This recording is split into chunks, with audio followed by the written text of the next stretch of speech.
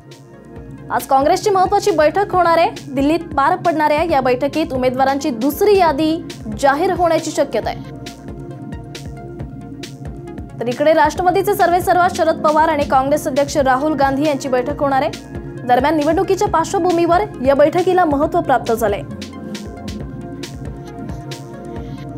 मनसेचे एकमेव आमदार शरद सोनवणे यांची घरवापसी झाली आहे। आज शिवसेनेत ते प्रवेश करणार आहेत। गेल्या विधानसभा निवडणुकीवेळी शिवसेनेत उमेदवारी शिवसेनेने नाकारलेला सोनवणे यांनी मनसेत प्रवेश केला होता। तर आज पद्म पुरस्कारांचे वितरण होणार आहे। अकाली दलाचे नेते सुखदेव सिंग ढींडसा, कुलदीप नय्यार, अभिनेता कादर खान यांना मरणोत्तर पद्म पुरस्कारांना गौरवण्यात येईल आणि याशिवाय बाबासाहेब पुरंदरे, प्रभुदेवा, हुकुमदेव नारायण यादव यांचाही या पुरस्कारांना गौरव होणार आहे। तसंच कोकणात आजपासून शिमगोत्सवाला सुरुवात होणार आहे आणि यासाठी गावागावातली ग्रामदेवतेची मंदिरं सजली आहेत। चाकरमानी मोठ्या प्रमाणात आपल्या गावाकडे वळू लागले।